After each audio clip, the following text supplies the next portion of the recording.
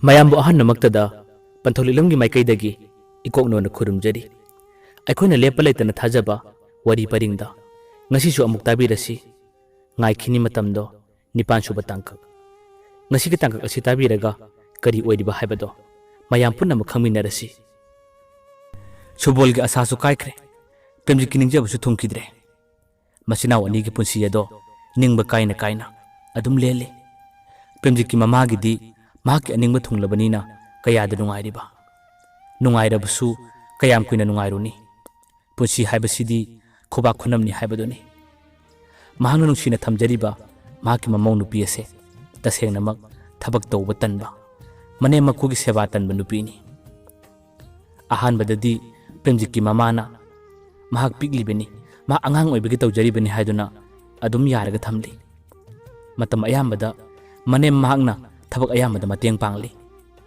ꯃꯇꯝ ꯀꯨꯏꯅ ꯃꯍꯥꯛꯀꯤ ꯃꯃꯧ ꯅꯨꯄꯤ ꯑꯗꯨꯅ ꯊꯕꯛ ꯇꯧꯕ ꯇꯜꯂꯛꯄ, ꯊꯕꯛ ꯑꯌꯥꯝꯕꯗ ꯃꯅꯦꯝꯕꯛꯀ ꯇꯧꯍꯟꯅꯕ ꯍꯣꯠꯅꯔꯛꯄ ꯀꯌꯥ ꯑꯗꯨꯅ ꯄ꯭ꯔꯦꯝꯖꯤꯠꯀꯤ ꯃꯃꯥꯗꯣ ꯇꯞꯅ ꯇꯞꯅ ꯁꯥꯎꯅꯤꯡꯕ ꯀꯌꯥꯗꯤ ꯐꯥꯎꯔꯛꯂꯤ꯫ ꯄ꯭ꯔꯦꯝꯖꯤꯠꯁꯨ ꯃꯥꯒꯤ ꯅꯨꯄꯤꯗ ꯋꯥ ꯑꯃꯠꯇ ꯉꯥꯡꯗꯦ꯫ ꯃꯍꯥꯛꯇꯤ ꯂꯥꯏꯔꯤꯛ ꯇꯝꯕ ꯂꯣꯏꯁꯤꯟꯒꯅꯤ ꯍꯥꯏꯗꯨꯅ ꯅꯨꯡꯇꯤ ꯅꯨꯃꯤꯠ ꯈꯨꯗꯤꯡꯒꯤ ꯂꯥꯏꯔꯤꯛ ꯀꯟꯅ ꯄꯥꯕ, ꯀꯣꯂꯦꯖ ꯀꯥꯕ ꯃꯇꯝꯗꯅ ꯀꯣꯂꯦꯖ ꯆꯠꯄꯇꯅꯤ ꯃꯍꯥꯛꯅ ꯇꯧꯔꯤꯕ꯫ ꯄ꯭ꯔꯦꯝꯖꯤꯠꯀꯤ ꯃꯃꯥꯗꯣ ꯃꯍꯥꯛꯀꯤ ꯃꯃꯧ ꯅꯨꯄꯤꯅ ꯇꯧꯔꯤꯕ ꯃꯑꯣꯡ ꯃꯇꯧ ꯀꯌꯥꯁꯤꯡ ꯑꯗꯨꯗ ꯃꯍꯥꯛ ꯅꯣꯡꯃ ꯅꯣꯡꯃꯒꯤ ꯁꯥꯎꯅꯤꯡꯕ ꯍꯦꯜꯂꯛꯇꯨꯅ ꯅꯣꯡꯃꯗꯤ ꯄ꯭ꯔꯦꯝꯖꯤꯠꯄꯨ ꯀꯧꯁꯤꯜꯂꯒ ꯃꯍꯥꯛꯅ ꯑꯁꯨꯝꯅ ꯍꯥꯏꯔꯛꯈꯤ, "ꯕꯨꯡꯉꯣ, ꯅꯪꯒꯤ ꯅꯨꯄꯤꯁꯦ ꯈꯔ ꯍꯦꯜꯂꯦ, ꯅꯪꯅ ꯈꯔ ꯑꯃꯨꯛꯇ ꯋꯥꯔꯛꯎ꯫ ꯃꯍꯥꯛꯄꯨ ꯑꯩꯈꯣꯏꯅ ꯏꯃꯧ ꯅꯨꯄꯤꯅꯤ ꯍꯥꯏꯗꯨꯅ ꯌꯥꯝꯅ ꯂꯨꯅ ꯊꯝꯂꯒ ꯃꯍꯥꯛ ꯅꯥꯎ ꯌꯥꯝꯅ ꯆꯥꯎꯔꯦ, ꯊꯛꯇ ꯀꯥꯔꯛꯂꯦ꯫ ꯅꯪꯅ ꯐꯖꯅ ꯑꯝꯇ ꯉꯥꯡꯉꯨ" ꯍꯥꯏꯗꯨꯅ ꯃꯃꯥꯅ ꯄ꯭ꯔꯦꯝꯖꯤꯠꯇ ꯍꯥꯏꯔꯛꯈꯤ꯫ ꯋꯥꯍꯩ ꯑꯗꯨ ꯍꯥꯏꯔꯛꯄ ꯃꯇꯝꯗꯅꯤ ꯄ꯭ꯔꯦꯝꯖꯤꯠꯅ ꯃꯃꯥꯗ ꯑꯁꯨꯝꯅ ꯈꯨꯝꯈꯤ,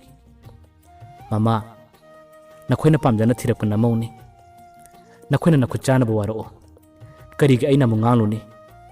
ꯌꯥꯝꯅ ꯁꯥꯡꯅ ꯍꯥꯏꯔꯝꯕ ꯅꯠꯇꯦ꯫ ꯋꯥꯍꯩ ꯑꯁꯤ ꯍꯥꯏꯔꯝꯂꯒ ꯄ꯭ꯔꯦꯝꯖꯤꯠ ꯑꯗꯨꯝ ꯊꯣꯛꯈꯤ꯫ ꯃꯆꯥꯅꯨꯄꯥꯅ ꯑꯗꯨꯝꯅ ꯈꯨꯝꯂꯝꯂꯒ ꯊꯣꯛꯈꯤꯕꯗ ꯃꯃꯥꯗꯣ ꯋꯥ ꯑꯃꯠꯇ ꯍꯥꯏꯕ ꯉꯝꯗꯦ, ꯑꯗꯨꯝ ꯂꯩꯍꯧꯋꯤ꯫ ꯃꯊꯪꯒꯤ ꯅꯨꯃꯤꯠ ꯀꯌꯥ ꯑꯃꯗ ꯃꯃꯧ ꯅꯨꯄꯤꯅ ꯇꯧꯔꯤꯕ ꯊꯕꯛꯁꯤꯡ ꯑꯗꯣ ꯃꯃꯥꯅ ꯄꯦꯟꯗꯕꯗꯒꯤ ꯅꯣꯡꯃꯗꯤ ꯃꯃꯧ ꯅꯨꯄꯤꯗ ꯃꯃꯥꯅ ꯑꯁꯨꯝꯅ ꯍꯥꯏꯔꯛꯈꯤ, "ꯕꯦꯝꯃ, ꯅꯪꯕꯨꯗꯤ ꯑꯩꯈꯣꯏꯅ ꯌꯥꯝꯅ ꯂꯨꯅ ꯇꯧꯕꯅꯤ.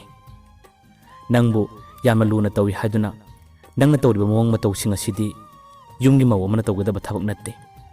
ꯅꯪ ꯈꯔ ꯍꯦꯟꯃꯜꯂꯦ. ꯅꯍꯥꯛ ꯑꯗꯨꯝꯅ ꯇꯧꯒꯅꯨ" ꯍꯥꯏꯗꯨꯅ ꯃꯃꯥꯅ ꯍꯥꯏꯔꯛꯄ ꯃꯇꯝꯗ ꯃꯃꯧ ꯅꯨꯄꯤ ꯑꯗꯨꯅ ꯑꯁꯨꯝꯅ ꯈꯨꯝꯂꯛꯈꯤ, "ꯀꯩꯅꯣ, ꯌꯨꯝꯒꯤ ꯊꯕꯛ ꯃꯌꯥꯝꯁꯤꯕꯨ ꯂꯣꯏꯅ ꯑꯩꯅ ꯇꯧꯒꯗ꯭ꯔꯣ? ꯃꯁꯤꯕꯨ ꯑꯩ ꯈꯛꯇꯒꯤ ꯑꯇꯗꯥꯏꯔ? ꯏꯃꯥꯁꯨ ꯍꯛꯆꯥꯡ ꯈꯔ ꯅꯨꯡꯉꯥꯏꯔꯕꯗꯤ ꯊꯕꯛ ꯈꯔ ꯃꯇꯦꯡ ꯄꯥꯡꯕ ꯌꯥꯏꯗꯅ. ꯉꯁꯤ ꯑꯩꯅ ꯃꯐꯝꯁꯤꯗ ꯂꯩꯔꯤꯕꯁꯦ ꯌꯥꯝꯅ ꯅꯨꯡꯉꯥꯏꯅ ꯂꯩꯕ ꯅꯠꯇꯦ, ꯅꯤꯡꯕ ꯀꯥꯏꯅ ꯀꯥꯏꯅ ꯂꯩꯔꯤꯕꯅꯤ. ꯅꯈꯣꯏ ꯃꯌꯥꯝꯒꯤ ꯃꯥꯏ ꯉꯥꯛꯂꯒ ꯉꯁꯤ ꯑꯩꯅ ꯍꯤꯡꯂꯤꯕꯖꯥꯠꯅꯤ. ꯊꯃꯣꯏꯗꯗꯤ ꯅꯤꯡꯉꯝꯗꯕ ꯀꯌꯥ ꯑꯃꯁꯨ ꯐꯥꯎꯔꯤꯕꯅꯤ. ꯅꯈꯣꯏꯅ ꯌꯥꯝꯅ ꯉꯥꯡꯒꯗꯕ ꯑꯣꯏꯔꯕꯗꯤ ꯌꯨꯝ ꯑꯁꯤ ꯊꯥꯗꯣꯛꯂꯒ ꯉꯁꯤ ꯑꯩ ꯆꯠꯈꯤꯅꯤꯀꯣ" ꯍꯥꯏꯗꯨꯅ ꯃꯃꯧ ꯅꯨꯄꯤꯅ ꯍꯟꯗꯅ ꯃꯃꯥꯗ ꯑꯣꯟꯈꯠꯂꯒ ꯈꯨꯝꯂꯛꯄꯗꯣ ꯃꯃꯥꯗꯣ ꯌꯥꯝꯅ ꯄꯥꯈꯠꯆꯈꯤ꯫ ꯉꯥꯛꯇꯪ ꯂꯩꯔꯒ ꯃꯃꯥꯗꯣ ꯇꯞꯅ ꯇꯦꯊꯔꯒ ꯑꯁꯨꯝꯅ ꯈꯨꯝꯂꯛꯈꯤ, "ꯅꯠꯇꯦ ꯕꯦꯝꯃ, ꯅꯪ ꯏꯃꯥꯅ ꯍꯥꯏꯕꯗꯤ ꯌꯥꯔꯦ, ꯈꯪꯉꯦ. ꯅꯈꯣꯏꯅ ꯈꯜꯂꯤꯁꯤꯡꯗꯣ ꯂꯣꯏꯅ ꯈꯪꯕꯖꯥꯠꯅꯤ."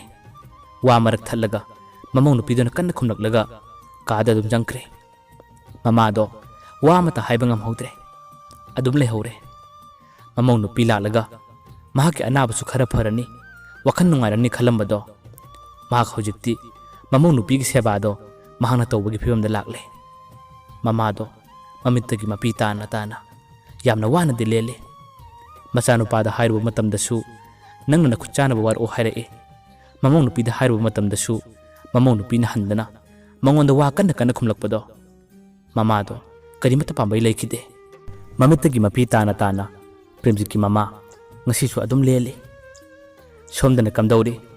ꯄ꯭ꯔꯦꯝꯖꯤꯠꯁꯨ ꯀꯣꯂꯦꯖ ꯆꯠꯂꯤꯕꯅꯤ ꯍꯥꯏꯗꯨꯅ ꯆꯠꯄꯇꯅꯤ꯫ ꯃꯍꯥꯛꯁꯨ ꯀꯣꯂꯦꯖ ꯆꯠꯄ ꯃꯇꯝꯗ ꯀꯣꯂꯦꯖꯇ ꯀ꯭ꯂꯥꯁ ꯀꯌꯥ ꯌꯥꯎꯗꯦ꯫ ꯃꯍꯥꯛꯀꯤ ꯅꯨꯡꯁꯤꯖꯕꯤ ꯂꯩꯍꯥꯎꯕꯨ ꯉꯁꯤ ꯐꯥꯎꯕ ꯃꯍꯥꯛ ꯊꯤꯕ ꯂꯦꯞꯇ꯭ꯔꯤ꯫ ꯃꯍꯥꯛꯅ ꯃꯐꯝ ꯑꯌꯥꯝꯕꯗ, ꯃꯇꯝ ꯑꯌꯥꯝꯕꯗ ꯃꯍꯥꯛꯀꯤ ꯃꯃꯥꯟꯅꯕ ꯀꯌꯥꯗ ꯂꯩꯍꯥꯎꯒꯤ ꯐꯣꯇꯣꯕꯨ ꯌꯦꯡꯍꯜꯂꯗꯨꯅ ꯅꯨꯄꯤ ꯑꯁꯤꯕꯨ ꯈꯪꯕ꯭ꯔꯥ ꯍꯥꯏꯗꯨꯅ ꯃꯍꯥꯛꯅ ꯇꯣꯏꯅ ꯍꯪꯂꯤ, ꯊꯤꯗꯨꯅ ꯑꯗꯨꯝ ꯂꯥꯛꯂꯤ꯫ ꯁꯣꯝꯗꯅ ꯑꯃꯨꯛ ꯁꯨꯕꯣꯜꯁꯨ ꯀꯝꯗꯧꯔꯤ? ꯃꯍꯥꯛ ꯃꯅꯥꯎꯅꯨꯄꯥꯗꯤ ꯇꯣꯉꯥꯟꯅ ꯅꯨꯄꯤ ꯑꯃ ꯊꯤꯔꯒ ꯂꯩꯈ꯭ꯔꯦ꯫ ꯃꯍꯥꯛꯀꯤ ꯅꯨꯡꯁꯤꯖꯕꯤ ꯊꯝꯕꯥꯜꯒꯤ ꯋꯥꯈꯜꯗ ꯃꯍꯥꯛ ꯂꯩꯄꯨ ꯑꯣꯏꯗꯨꯅ ꯑꯗꯨꯝ ꯂꯩꯔꯤ꯫ ꯌꯨꯝꯗꯒꯤꯁꯨ ꯀꯌꯥ ꯊꯣꯛꯇꯦ ꯌꯨꯝꯗ ꯂꯩꯕ ꯃꯇꯝꯗꯁꯨ ꯃꯍꯥꯛꯀꯤ ꯀꯥꯗꯒꯤ ꯍꯦꯟꯗꯣꯛꯇꯦ ꯇꯨꯃꯤꯟ ꯇꯨꯃꯤꯟ ꯊꯝꯕꯥꯜꯒꯤ ꯋꯥꯈꯜ ꯀꯌꯥ ꯑꯃ ꯈꯜꯂꯤ ꯀꯅꯥꯒꯨꯝꯕ ꯃꯔꯨꯞ ꯃꯄꯥꯡ ꯅꯠꯇ꯭ꯔꯒ ꯀꯅꯥꯒꯨꯝꯕ ꯑꯃꯒꯤ ꯐꯣꯟ ꯂꯥꯛꯄ ꯃꯇꯝꯗꯁꯨ ꯊꯝꯕꯥꯜꯒꯤꯔ ꯍꯥꯏꯗꯨꯅ ꯍꯦꯛꯇ ꯌꯦꯡꯉꯤ ꯊꯝꯕꯥꯜꯗꯤ ꯃꯉꯣꯟꯗ ꯀꯩꯗꯧꯅꯨꯡꯗ ꯄꯥꯎ ꯐꯥꯎꯔꯛꯈꯤꯗ꯭ꯔꯦ ꯐꯣꯟ ꯇꯧꯔꯛꯈꯤꯗ꯭ꯔꯦ ꯁꯨꯕꯣꯜꯅ ꯈꯜꯂꯤ ꯃꯍꯥꯛ ꯑꯩꯉꯣꯟꯗ ꯇꯁꯦꯡꯅꯃꯛ ꯁꯥꯎꯈ꯭ꯔꯕ ꯖꯥꯠꯂꯥ ꯇꯁꯦꯡꯅꯃꯛ ꯋꯥꯔꯧꯈ꯭ꯔꯕ ꯖꯥꯠꯂꯥ ꯍꯥꯏꯗꯨꯅꯗꯤ ꯃꯁꯥ ꯃꯗꯣꯝꯇ ꯅꯤꯡꯉꯝꯗꯕ ꯀꯌꯥ ꯑꯃꯗꯤ ꯐꯥꯎꯖꯔꯤ तसेंगनमक थंबालदी सुबोलद साउदुना मंगोंद फोन तौरई हादुना तौरखिदब नत्ते सुबोलना मंगोंद वरी साबा मतमदा निंगमदब अमदि पेंदबगी पाउ कया अमा तंबा करी मरमगिनो हादुना हंगम मतमदसु करीमत हाइदोक्तबदो थंबाल चिंगनब नोंग नोंग हेलखि मांगनसु असुमना खनखि सुबोलसे तसेंगनमक नुपि थीरबरा मसिना मरम ओइदुना माहाकि नुंगाइतब कयासिंगसे मांगना हाइदोक्तबरा हादुना थंबालदो नुमित कयानीमा वखन मोन मोन खनखि नुती नुमित खुदिंगी मखोय अनि वरी सानबा मतमदा सुबोलना करीमत हाइदोक्तबदो सुबोलना नोंग हाइदोक्के हाइदुना अदुम थंबदो थंबाल चिंगनब हेनखिदुना महांगना ngasi haiba numitagi phone taroloi haibadugi nonganbada mahak manipur da yamna thuna thorakhi mahana manipur da thorolaba matungda subolda mahak lagle haiduna karimata takide subol gi leifam mahak ki lekai dudi khangmunina thambal do lona subon gi lekai da laame thambal na laga subol khoi gi lekai gi miyoi amadagi subol gi imung da oiriba makhoi gi hoji hoji thenariba lanching ase loina khangmangamki subol gi mamana kari pamliba महांगना अचाउरम काब कयासिंग असे थंबाल हजित लोइना ताब फंगले प्रेमजित की लेहाउगी नुक्सीबा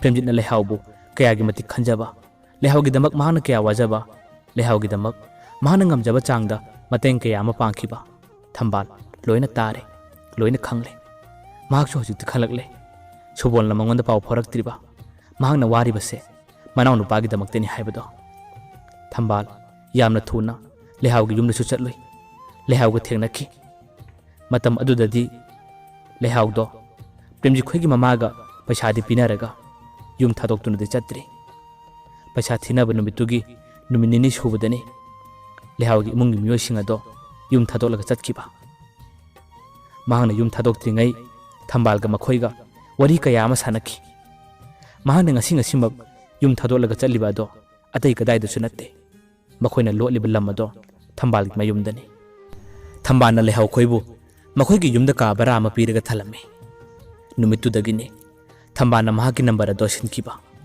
अदुगा लेहाउसु प्रेमजिना phone तौरक्तनबा हाइदुना महाकी number सिंदोखि थंबालदि मफम अदुदा कुइना लेखिदे नुमिनिनि हुमनि लेरमलगा महाक मपागी मनाक्ते यामना थुना चतखि अदुगा लेहाउ खोइदि थंबालगी ममागा लेहाउखि मतौ assume तौनने थंबाना सुबोलगी इमुंगदा ओइरिबा worry कया से खंगबदगी महाक सुबोलबु खजिक्तंगदि वरौखि साउनिंखि ममाना फना फत्रबसु मखोइ मचा अनिना मखोइगी अनिंगबा अपामबसिंग अदो ममादा थौना फना हाइबा ngamdabaduna थंबानासु सुबोलबु खरदि वरौखि मसिना मरम ओइदुना Mahanga number सिंदोलगा number सिल्लबा फाउबा सुबोलदा पाउ अमता फाउदबने सुबोलबु फनयामना खंजरमलबसु फनयामना नुसिरमलबसु सुबोलगी ममागी वखल महाकी मोंग मतौ कया अदुदा थंबाना सुबोलबु हेन्ना वरौखि पेनसु पेनकिदे मनाउ नुपागी अवाबा मखोइ अनिना ममादा वा ngang ngamdaba khumba ngamdaba kaya aduda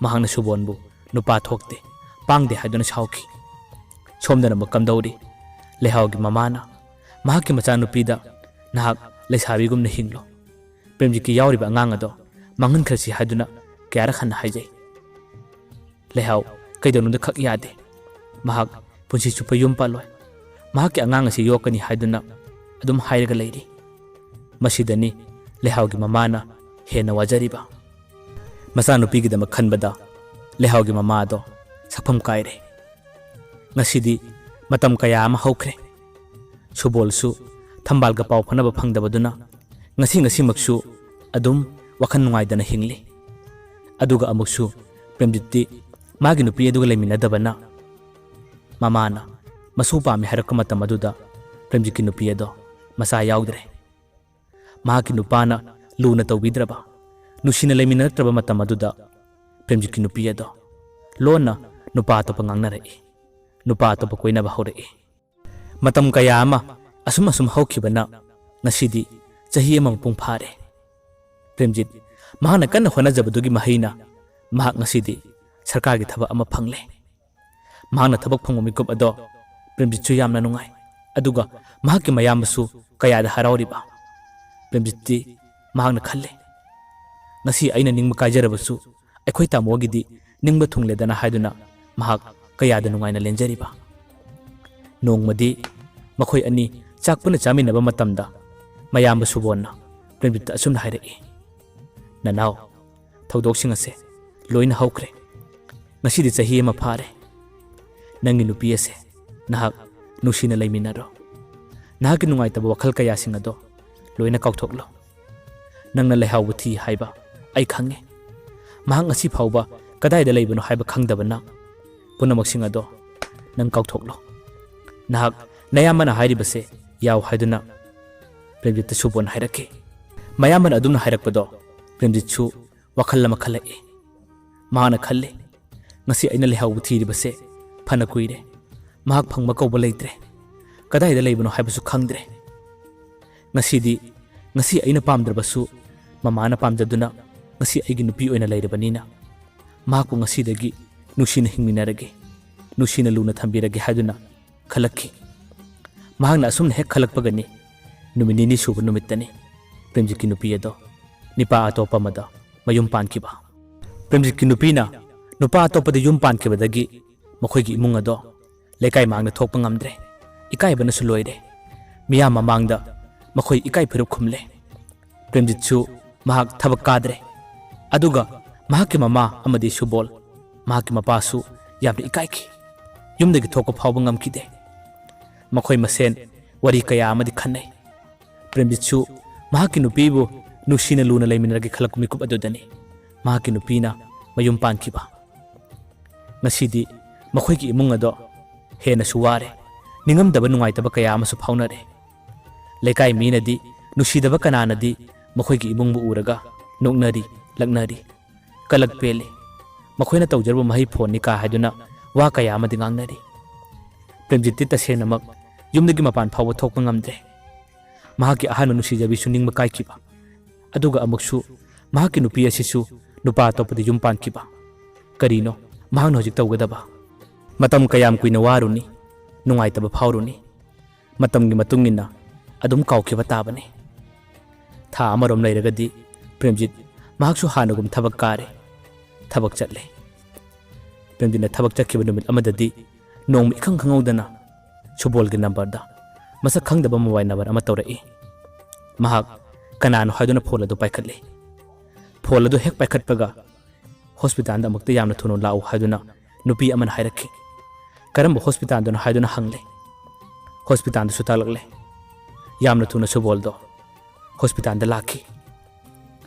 Mahakna hospital da hek lakpagadi mahakna uba phangle. Lehawgi mama lehaw do manungda operation theater da mahak masa unabagidamak pusinki. Subol do makhoibu ahanu uba mikup aduda mahak mamittagi mapita ki bakhangaude. Lehawna operation theater changkhingai lehawgi mamaga subolga manaw nupaduga makhoi wari kaya ama sanare. Subol hojikti khangle lehawda unagadurba angang ase atai kanaga sunatte Premjitki machane. Wahai asitaraku matamdani subol thamoi sokna amuk hena kapkiba. Pungkhai amarom hena lehawdo mahak operation theater da changki. Karibu thoklagaba mayam punna ngainari lai khurumnari. Thambalgi mamasu makhoigi operation theater aduda lai. Suboldi thambalgi mamani haiba khangde. Makhoi mayam punna lehaw thorokpa ngairi. Pungkhai pung amarom leiraga lehawdo mahaki operation loiraga thorokle. Karimata asoi ngam yaudre macha nupa ama pokle. Ngaktang leiraga lehaw su puthorokle. Mahak puthoroklaba matungda pungkhai amarom leiraga lehawdo mawang ama tawrakhi. Mahaki masado phara hairakhi.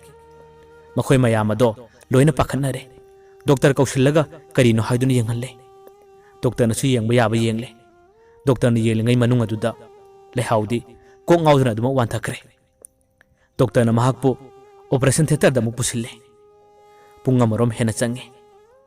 Mahak operation theatre दगी पुथोरक मतमददी लेहाउदो मिमानद्रे वखल चोइबी नुपी अम ओइदुना लेरमले मयामबो अरोइबदा पंथोलिलमना अमुक हन खुरुमजरी मथंगी तंककता मयामबो सुबोन्ना मनाउ नुपा प्रेमजित्ता लेहाउगी मरमदा वरी पुंबा लीखिब्रा लीदब्रा हाइबदो मयाम पुन्ना खंगमिनरसी मतमदो यौद्रि फावबदी मयामदगी काइननबो याथंग निजरी।